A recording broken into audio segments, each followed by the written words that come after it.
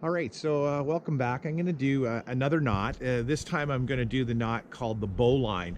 And the bowline is probably one of the most useful knots that I use camping. I was taught this a number of years ago, maybe 15 years ago, and I use this knot all the time. And the primary reason is it doesn't slip, it's really stable, and it's quite easy to untie. So I know that I can count on it for both its security, but also I can get it untied very easily. So I'm going to slip my helmet on again, and I'm going to show you this tying around a tree. And this is what it's predominantly used for. Okay, so this particular knot, once again, I'm in my favorite location to tie a knot, and I'm going to go like this here with my knot around the tree. So pretend this is a tree, and right there, I'm not sure how well you're seeing the tree. Trip it up there, that's the tree, and this here is what I'm going to work with. Now, notice how I get my working end, and this would then become my standing line. Okay, so my standing line's going out. This is going to go to another tree or wherever else I want it to. Okay, so standing line, working end. Take the standing line, and I'm going to put a loop in it. And the way I put the loop in it, look how it's very important that you watch this. I take the loop and I bring it around like that, and what you'll notice is that the bottom of the standing line is going out. Okay, it's very important that the bottom of the standing line be going out. And then I come up and I poke my working end through that loop, and then I drop it down, around, and back through the loop. And there's often a little story about the rabbit pokes his head up, he gets scared, he ducks down, runs around the tree, and then goes back into his hole again. And that's kind of a fun way to remember it, but I don't know, I don't get into it too much. Now you notice this is my working end, and I hold it with the other working end that went through. So you can see this line, it's just going through, around, and back out, and I hold it, and I just pull this whole thing tight. And the neat thing is I can just yank on this thing really tight. I'm leaning on it hard, and that doesn't slide in, it doesn't move. I can move it up the tree, I can move it down the tree to the height I want. It's really handy knot that way. I don't have to worry about it.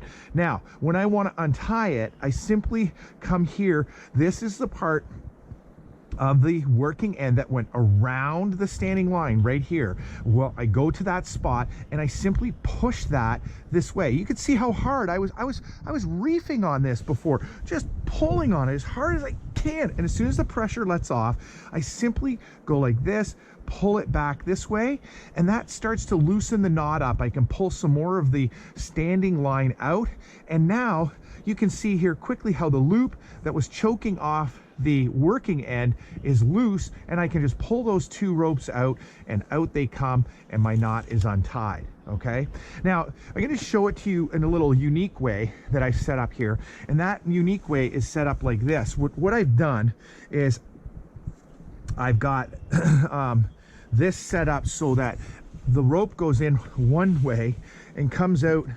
Oh, what happened here? The rope goes in one way, and I'm gonna go like this, sorry, apologize, and I'm gonna pretend this is my working end and this is my standing line. And the reason I'm doing that is so you can see the two different ropes more easily by having two different colors. Okay, so if I just slide this up a little bit, so pretend that it's just one rope going around and they just magically change from one color to the other. Again, standing line, I loop the bottom, the loop comes out on the bottom. See that? Really nice in the bottom.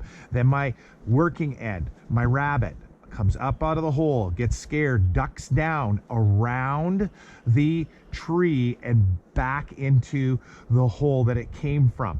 Now, students will often want to go like this. They'll want to go around this way around the loop, and that's not really correct. Okay, you shouldn't go this way around the loop. You got to go down and around. Okay, and out it comes. And now you can see here, before I tighten it up, that this went up, down around the standing line, and back this way. That's the working end. And I grab the two pieces of the working end and I simply pull it this way, and that tightens it off. And what you can see here is just kind of forming the knot properly without pulling it really tight. You can see here the standing line is wrapping around and choking off the working end and then coming back out again. And that's how the knot holds itself. And it won't allow it to slip towards the tree. It won't allow it to pull back out, so there's no loosening. And I can just sit here and I can reef on this really hard, pull on it as hard as I like.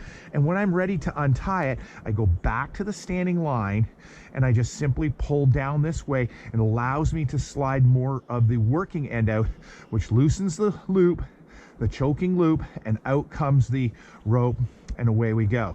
It's for this reason that it's so easy to untie that climbers won't use it as a life-saving knot, because like, oh, it's just too easy. But I find it extremely secure and it works really well, especially around camp. Okay, now there's one more way that you can use this knot. Okay, and I'm going to show that to you with this nice red rope again. And that is, sometimes somebody will, throw a line to you. I'm going to pretend I'm in the water and somebody has thrown a line to me. So I'm just going to quickly just tie this off here, pretend that these guys are the boat, right? And they've thrown a line to me, and I catch that line here, and it's floating in the water, and I can use the bowline to tie around myself. Now, to help you see this better, I'm going to take the camera off my helmet and just set it over here on this ladder. And I got to point it back up. There we go. Okay, so the rope has been tied, thrown to me, and I want to get pulled in. And so what I do is I grab the rope and I bring it around my body. I pretend I'm swimming in the water, but I can grab this rope, I get it around my body, and I have it in my hand here. Now, again, I create a loop in the standing line. And again, it's really important that, see there, the bottom, that side's going out the top. That's not good. I want it to be the other way around. So I have to pull it this way and have the bottom going out the bottom. Okay, the outgoing line is on the bottom. The part coming towards me is on the top, and hopefully you can see that.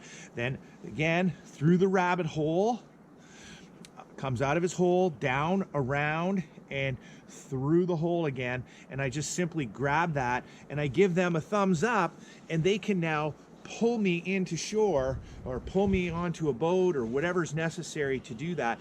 And I've got myself a nice bowline. Once I'm pulled in, I take the knot, pull it loose, loosen the choke off just like I did before, and it comes undone. I don't have to worry about it. It's nice and easy. I'll tell you a story. I towed a guy in with a bowline. I showed him in literally 2 minutes how to untie it, less 30 seconds probably. And when we got to shore or back into dock, I didn't have to go to his boat to untie it. He was able to quickly untie the bowline right there, and away we go. And that's after towing a boat through the water for several kilometers. So that's pretty sweet, being able to untie it that easily. All right, so that's your bowline. Practice it. This is one of the most valuable knots you'll ever learn in wilderness or camping, and you'll use it all the time. One to remember. All right, that's the bowline.